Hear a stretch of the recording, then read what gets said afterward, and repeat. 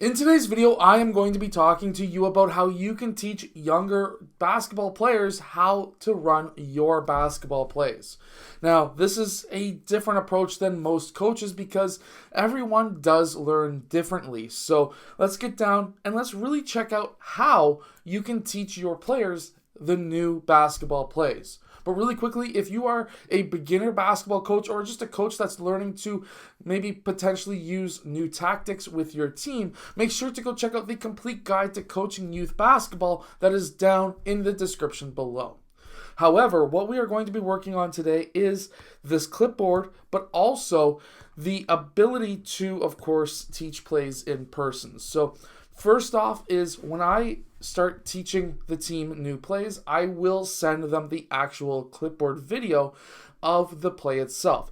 So for example, if we are running something that is very similar to a zoom action where we will set a screen down for player 2, and then player 1 would then of course do the dribble handoff in or on that wing, well, now we can understand, okay, well, this is where these certain players are going. Player 5, let's say, will roll to the rim, and player 1 will then pop out. Player 2 is going to then dribble over towards the point, and then he could pass to either one of these players. Let's say this was your play. Well, now they understand, okay, well, this is where half of the court is going to be moving if we run this on the left side. Well, then you can explain, okay, and while on the opposite side, we are going through the exact same motions, except we are not rolling to the basket, we're popping out to the 3, and player 3 may be another option for player 2 to pass to. Well, now this is a very super simple play to be able to run, but now they kind of understand where the players have to move. In my opinion, every player needs to know every position because they need to be able to be interchangeable in what position they are playing.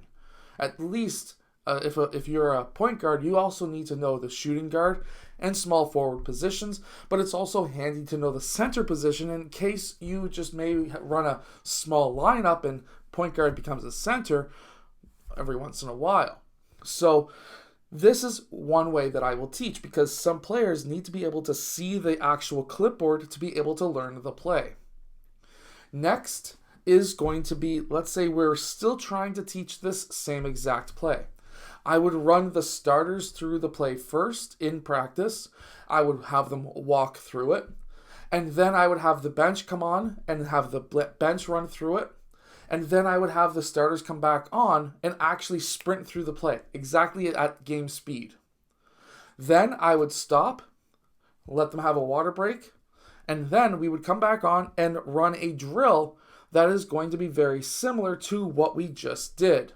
So, for example, on the clipboard, we could run a drill where we have a coach as a defender. Player 3 is going to set a screen on coach. This could be players up here, or we could have another coach up here as well. And player 4 lifts, and then we can make that pass over to player 4.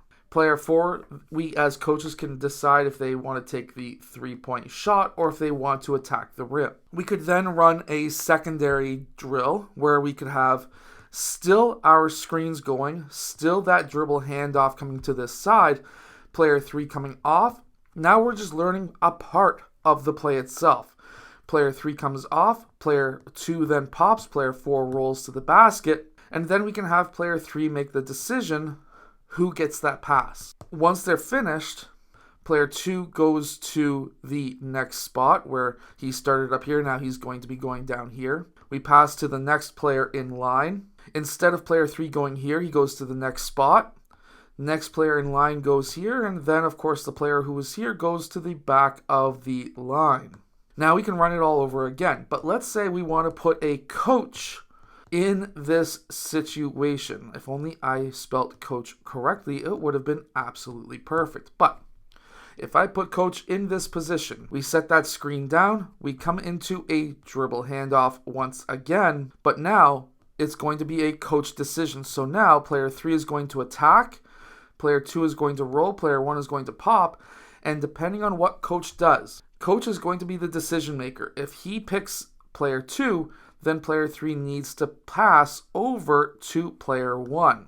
If instead the coach in this case, if he chases player 1 over that screen, then player 2 would be the correct decision to make that pass. Now we are putting players in a mode where they actually need to be able to make that decision.